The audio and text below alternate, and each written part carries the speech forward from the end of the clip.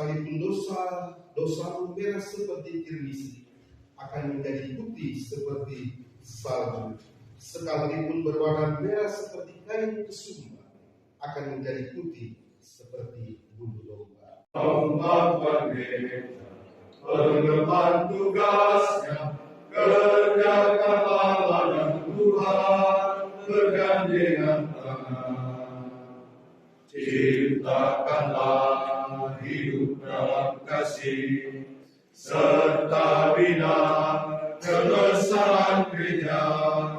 Beritakanlah karya selamatnya bagi dunia yang bahkan penuh noda. Bersatulah dan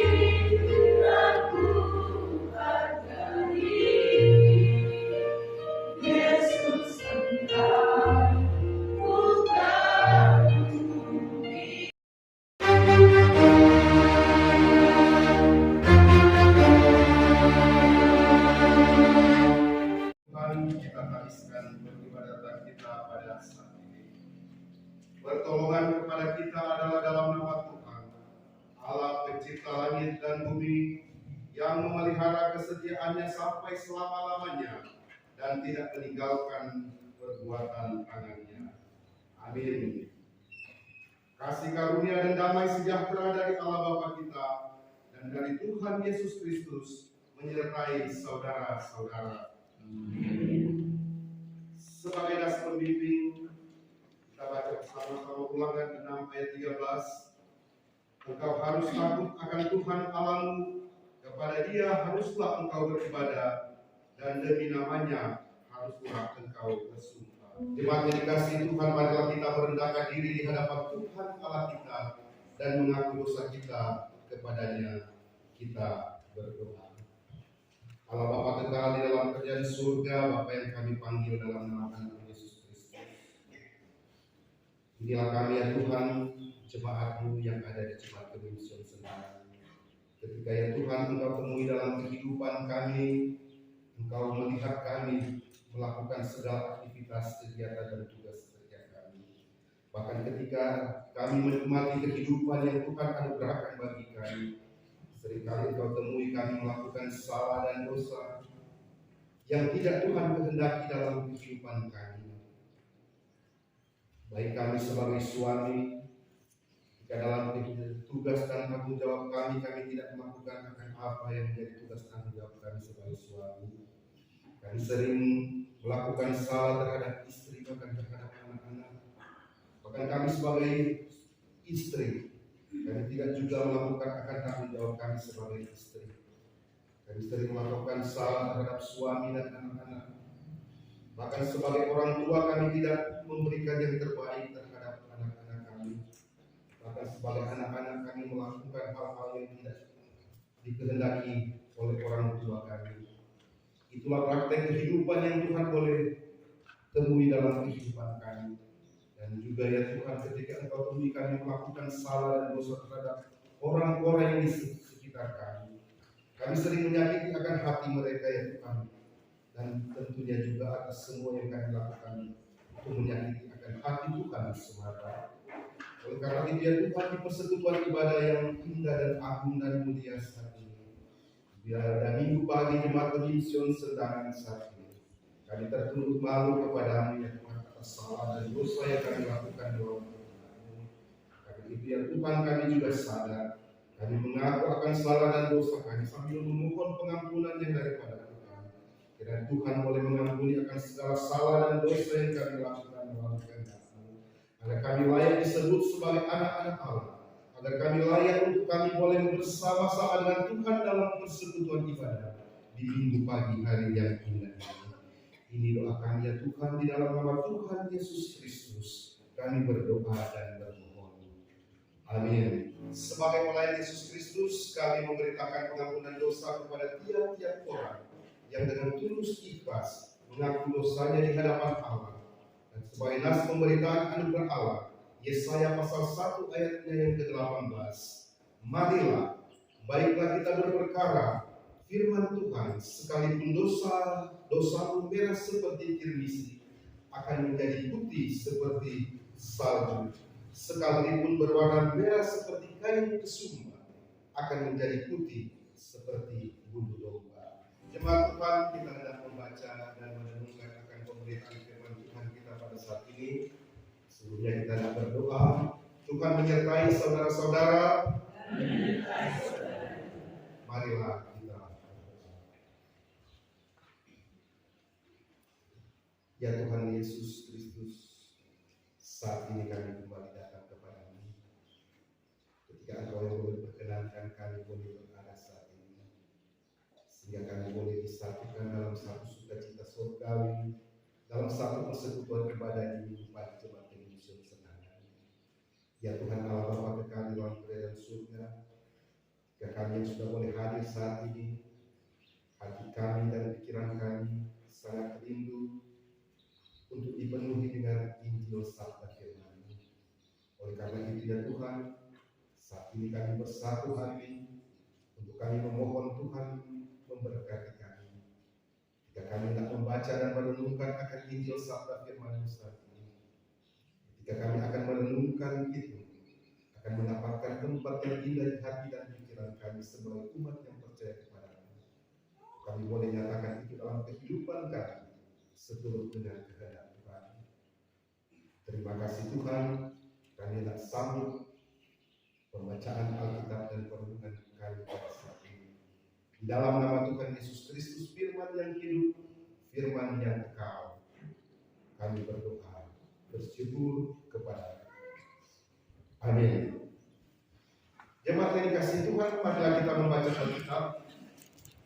Merupakan pembacaan kita sebagai warga Gereja Masih Injil di Minahasa di sepanjang minggu yang berjalan ini, terambil dari kitab Perjanjian Lama Pengkhotbah pasal 4 ayatnya yang ke-17 hingga pasal 5 ayatnya yang ke-6.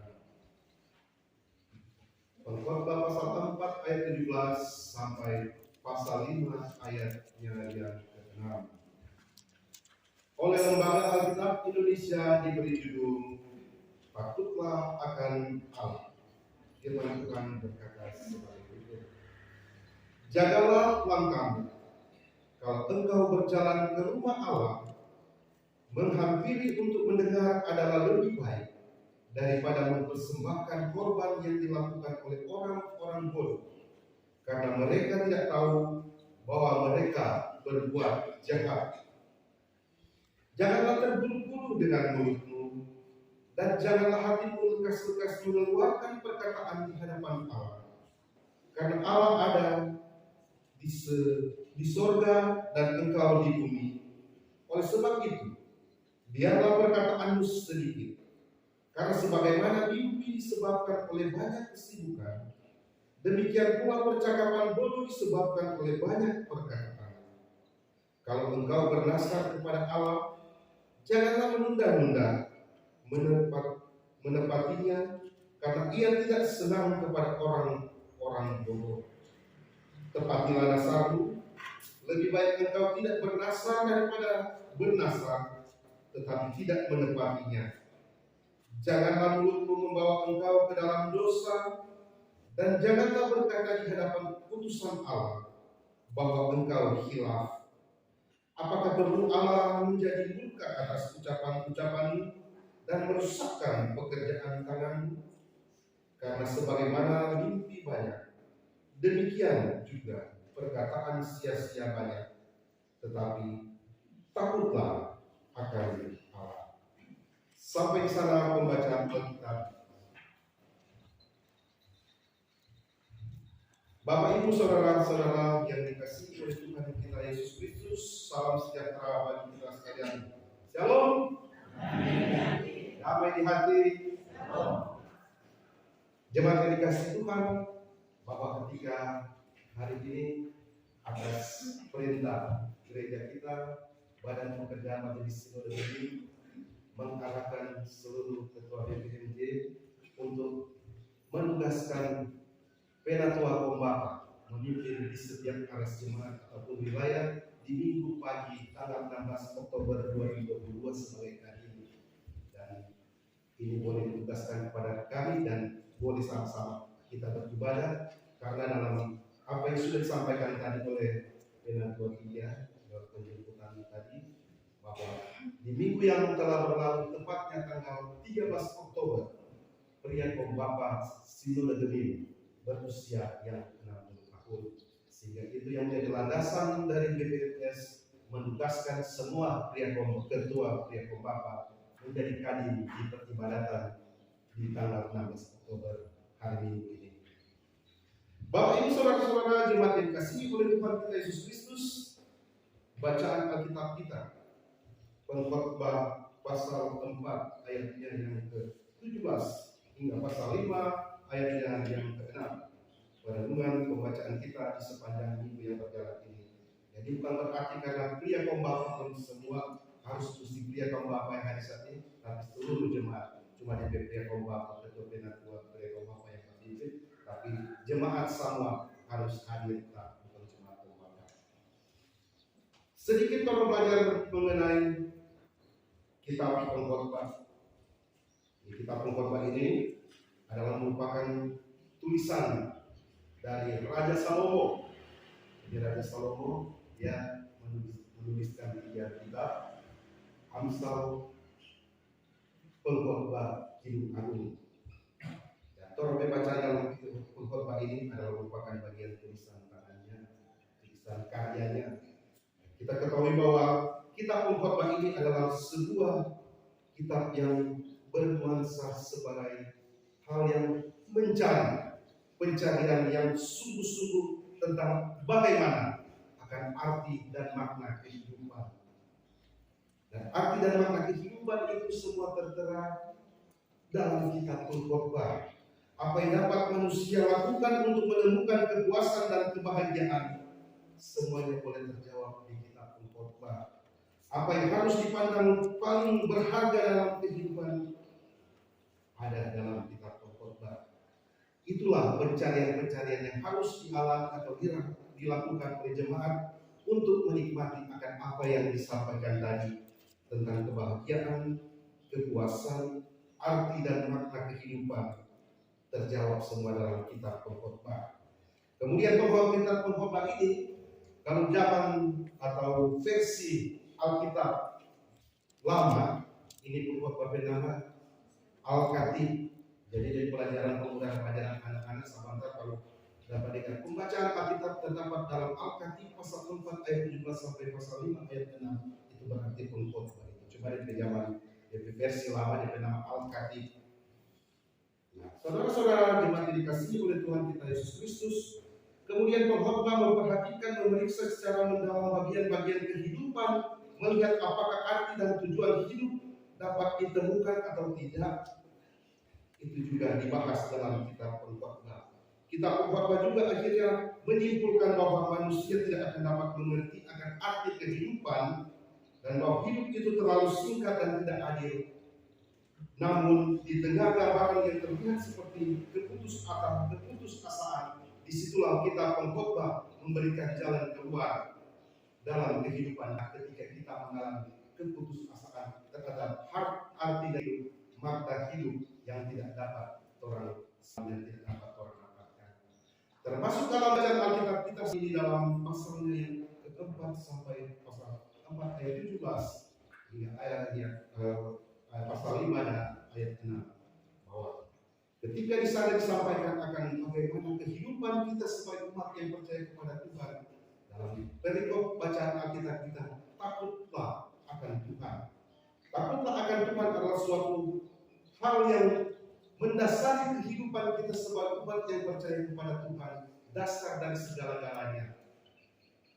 Kalau orang jadi sebagai warga negara Republik Indonesia, orang memiliki dasar dan falsafah negara kesatuan Republik Indonesia, yaitu Pancasila. Kalau orang melanggar ini Pancasila, ada hukuman yang akan diberikan kepada kita sebagai masyarakat. Kalau orang melanggar ini Pancasila, orang sama-sama juga yakini bahwa bacaan Alkitab kita saat ini juga adalah merupakan dasar dan falsafah kehidupan kita, berimannya kita, kepercayaannya kita kepada Tuhan, akan yang berkata bahwa takutlah akan Allah. Kalau orang takut akan Allah, semua topik kehidupan akan tetap baku-baku iko sesuai dengan apa yang Tuhan kehendaki dalam kehidupan kita. Oleh karena itu, tema dan perikop bacaan takutlah akan Allah ini boleh dikatakan sebagai dasar falsafah kehidupan kita sebagai umat yang percaya kepada Tuhan.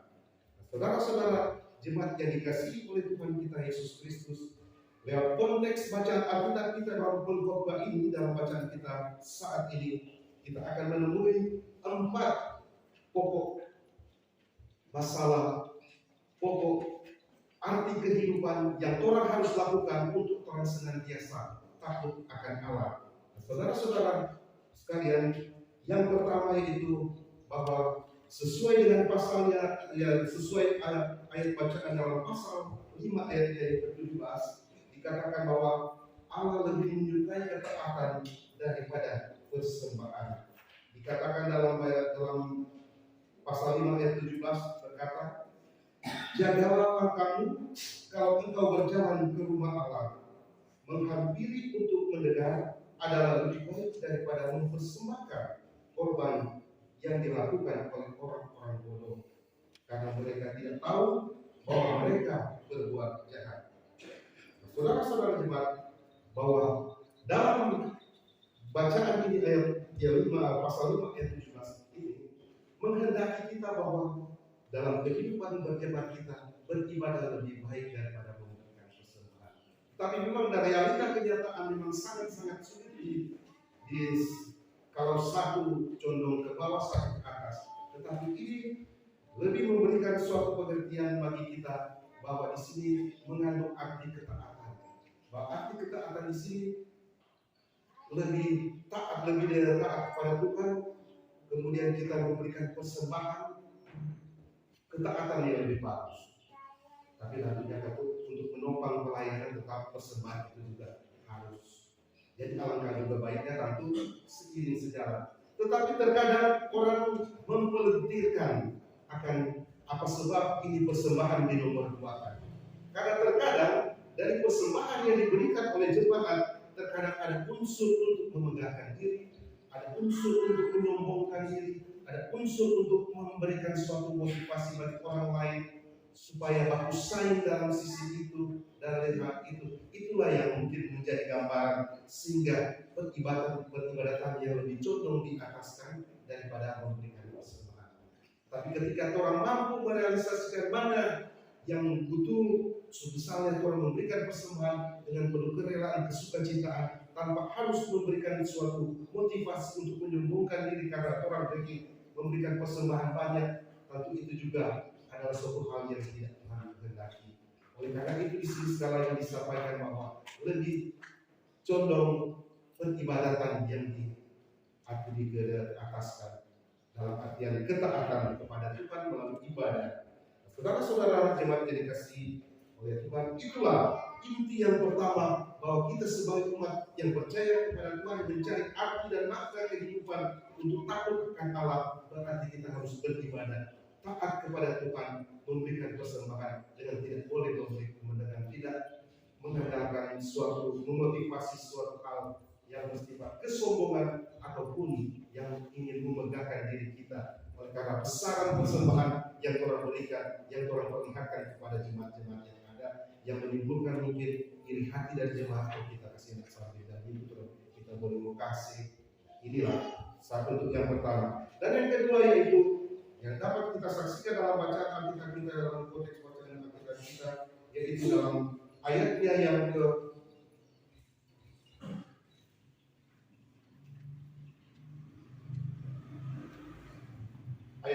dalam pasal 5 ayat 1 dan ayatnya yang kedua. Tadi ulangi tadi yang pertama tadi pasal 4 ayat yang ke-17. Dan yang kedua pasal 5 ayat 1 sampai 2. Janganlah terburu-buru dengan mulutmu dan janganlah hatimu lekas-lekas mengeluarkan perkataan di hadapan Allah, karena Allah ada di surga dan engkau di bumi. Oleh sebab itu, biarlah perkataanmu sedikit, karena sebagaimana mimpi disebabkan oleh banyak kesibukan, demikianlah pula percakapan bodoh disebabkan oleh banyak perkataan. Saudara-saudara, untuk hal ini berkaitan dengan doa, bahwa ketika orang terburu-buru dengan mulut kita dengan hal-hal terlalu cepat mengeluarkan hal-hal yang sia-sia, berarti orang tidak terlalu filter orang berperkataan ini. Nah, oleh karena itu orang sering mendengar bahwa apa yang orang ucapkan itu adalah doa yang sering orang gitu. Jadi ketika orang menyampaikan hal-hal yang baik, itu memberikan suatu hal positif bagi kita, kepada orang lain, untuk suatu hal yang mengiringi pada hal yang Tuhan kehendaki dalam kehidupan kita. Oleh karena itu, tentunya orang harus memfilterkan orang perkataan yang tidak terlalu memberikan hal-hal yang positif dalam kehidupan kita. Karena hati-hati bahwa firman Tuhan di sini dikatakan itu adalah hal yang sia-sia, dan lagi pula itu hal-hal yang tidak Tuhan kehendaki. Otomatis karena hal yang ini adalah merupakan bagian dari takut akan Allah. Kalau orang tidak filter itu berarti orang tidak takut akan Allah. Saudara-saudara sekalian, dalam Matius ada ayat 7 sampai dengan ayat 8 dalam kaitan kita berdoa, dikatakan tadi bahwa apa yang kita ucapkan itu adalah doa. Bahwa tentunya juga dalam berdoa, dalam kaitan doa kita telah tidak terlalu susah, bertele-tele, tidak terlalu panjang atau terlalu bikin orang lain suka tidur mulai. Yang penting jelas tidak keluar dari lubuk hati yang paling dalam. Karena Matius pasal 6 ayat 7 sampai 8 dikatakan, lagi pula dalam doamu itu janganlah kamu bertele-tele seperti kebiasaan orang yang tidak mengenal Allah. Mereka menyangka bahwa karena banyaknya kata-kata dengan doanya akan dikabulkan. Jadi janganlah kamu seperti mereka. Karena Bapamu mengetahui apa yang kamu perlukan sebelum kamu minta kepadanya. Oleh karena itu, sebagaimana disampaikan, kalau boleh mengeluarkan hal yang positif untuk tidak memberikan hal yang itu kepada orang lain. Karena kalau terlalu panjang, orang suka tidur, itu bikin orang lain berdosa. Jadi otomatis ini yang hal yang kedua yang boleh memberikan satu pengertian akan arti dan makna kehidupan, takut akan Allah, bahwa orang kehidupan harus berdoa dengan hal-hal yang memberikan bau harum positif kepada orang lain, dengan hal-hal yang keluar dari mulut kita, dengan senantiasa memberkati orang-orang yang ada di sekitar kita. Dan ayat yang ketiga yaitu dalam ayatnya yang ketiga dan keempat dari bacaan Alkitab kita di pasalnya yang kelima, di pasal yang kelima ayat 3 dan ayatnya 4 berkata, lebih baik tidak bernasar daripada bernasar tapi tidak menepatinya. Nasar adalah janji dari seseorang kepada Allah untuk melakukan sesuatu hal. Jika apa yang ia minta dalam doa terpenuhi atau terkabulkan, nasar ini sebenarnya ada kaitan dengan persembahan dan doa. Contoh nasar misalnya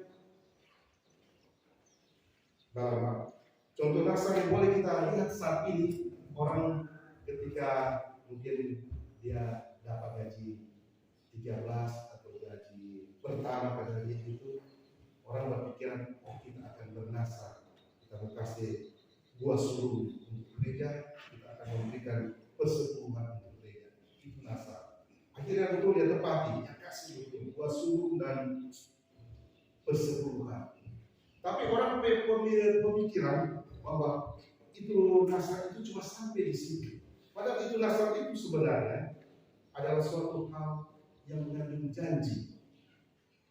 Jadi ketika orang bernasar, ketika orang berjanji bahwa itu adalah hubungan kita dengan Tuhan Yesus.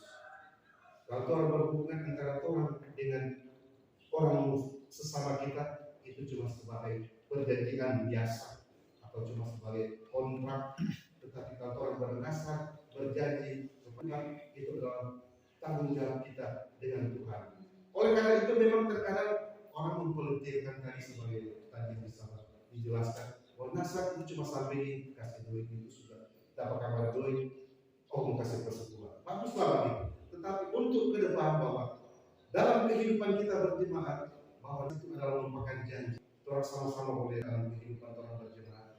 Yang orang dipilih sebagai panitia di suatu event, orang itu di situ mengangkat janji. Janji itu nasar. Ya, saya bersedia berjanji dengan segenap hati.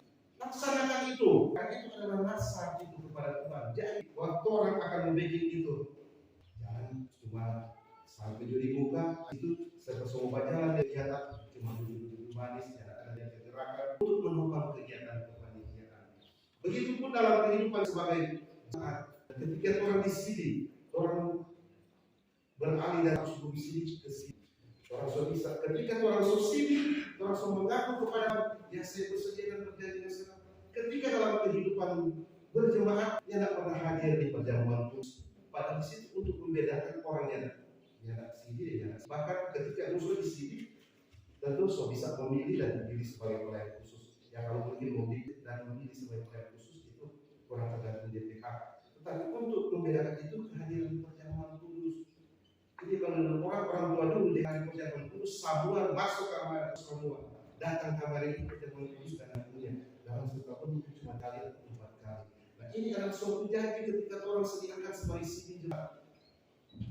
Juga dalam kehidupan sebagai pelayan khusus, ketika orang sama memberikan janji kita untuk menjalankan tugas dan tanggung jawab sebagai khusus, orang jalankan itu. Yesus bersama orang itu memang karena semua sifat sebagai manusia terkadang mungkin ada kesalahan sedikit sehingga ada kelalaian yang tidak terlaksana, tapi itu mungkin masih bisa ditolerir. Tetapi ketika mungkin itu kesalahan yang sama terulang kali, itu berarti orang sama sekali tidak mengingat akan nasar janji kita yang orang ucapkan ketika terbuka pun dilantik.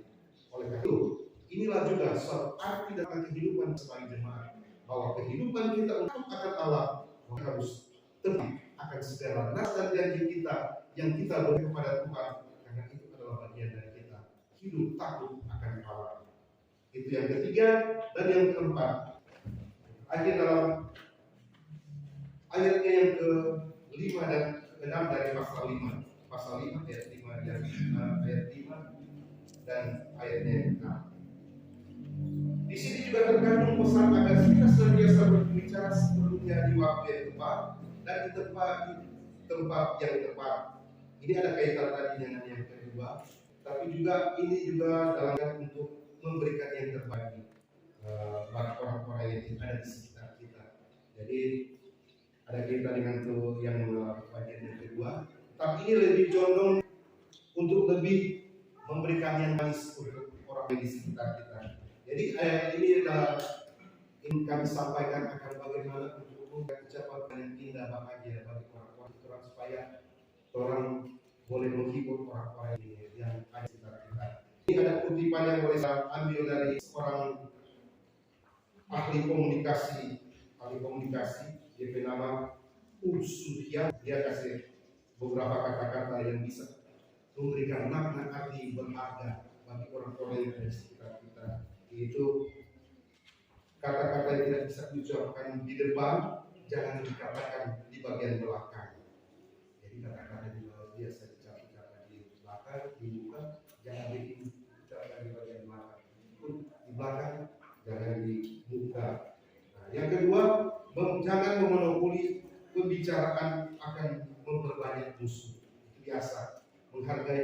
orang itu juga dijamin dalam Pancasila. Jadi di sini tentu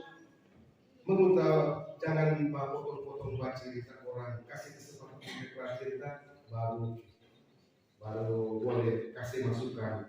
Kemudian ketiga, semakin tinggi intonasi suara maka dan ucapan akan semakin terdistorsi artinya kalau orang semakin keras dalam bersuara berarti orang semakin emosi, berarti untuk orang jangan emosi orang lain supaya jangan mengurangi suatu emosi.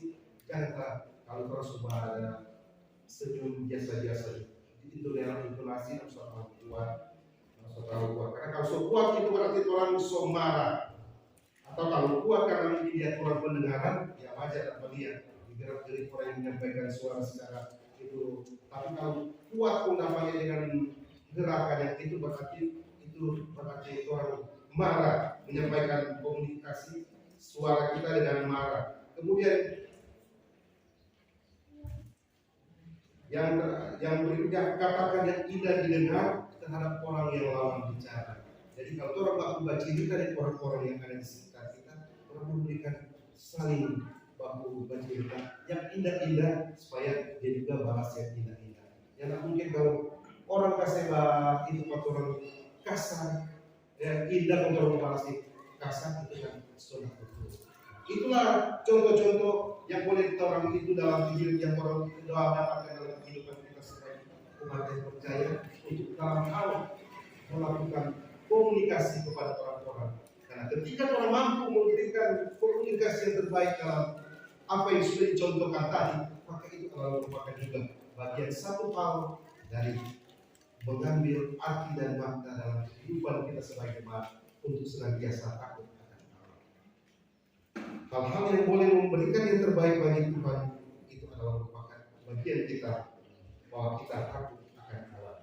Bapak Ibu Saudara-saudara, dari keempat bagian yang sudah disampaikan tadi, tentunya benang merah, garis besar dari empat yang sudah dijelaskan tadi, bahwa kehidupan kita yang sesungguhnya untuk senantiasa orang takut akan Tuhan hanya ada pada dari keempat ini hanya bertumpu di satu kegiatan yang harus orang lakukan, yaitu tentunya orang harus rajin beribadah. Ketika orang tetap terus diasah dengan peribadatan yang orang lakukan dari keempat yang sudah disampaikan tadi, itu akan terasah terus, terpelihara terus untuk dijalankan, dilaksanakan dalam kehidupan kita bermasyarakat. Oleh itu tetap jalan terus aktivitas kita, peribadatan kita di Bukra, di kolom, di ibadah, jangan sungkan-sungkan. Karena itu bagian untuk tetap terus menjaga asa dan keempat yang sudah disampaikan untuk senantiasa kita tetap hidup takut akan Allah. Kalau orang senyap pernah beberapa ibadah berarti terus sungkan. Tahu bahwa ini amat dan luas dalam konteks bacaan kita. Tentunya ketika orang tak hilang asa yang ada ini, maka tentunya orang sudah takut lagi akan Allah. Kalau ibarat begitu di sekolah, kalau encik wali kelas jaga lihat, ini anak ini murid ini suatu hari tak pernah hadir. Oke, ini masih kasih kelonggaran. Oh, ini sudah 2-3 hari tak hadir. Encik sama kamu, kemana tak hadir lagi? Encik, tapi ada suruh ini. Oke, masih gitu. Tidak selanjutnya saudara soal orang tua tentu otomatis itu semua. Begitupun juga kita dalam kepelayanan, kalau 1-2 kali yang akhir ibadah pedato yang diakan masih boleh. 3-4 kali pedato yang diakan tidak kemarah, paling sudah. Tapi dari inti semua itu kecolokan balik di tadi, contoh di sekolah yang di kepelayanan di kolom dan dari semuanya itu hanya ada satu yang marah, yaitu Tuhan yang marah. Oleh karena itu tetap terus memberi diri terus dalam peribadatan yang ada, karena ketika orang tetap terus diasah akan iman dan percaya kita untuk tetap hidup dekat kepada Tuhan, maka disitulah juga kita akan tetap terus menjaga diri kita untuk senantiasa tetap terus hidup takut akan Allah hari demi hari. Nyatakan itu terus dalam kehidupan kita, tetap hidup kudus, takut akan Allah, maka insyaAllah berkat-berkat Tuhan akan hadir dalam kehidupan kita sekalian. Tuhan Yesus memberkati kita sekalian. Amin.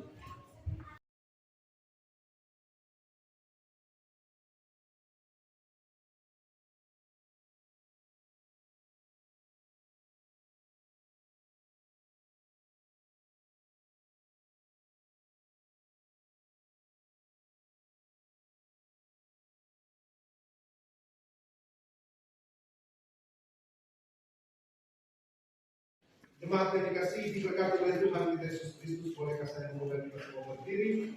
Sambil berdiri, kita akan menyanyi bersama-sama hanya satu jalan. Hanya satu kasih, kasih yang setia. Hanya satu kasih, kasih yang mulia.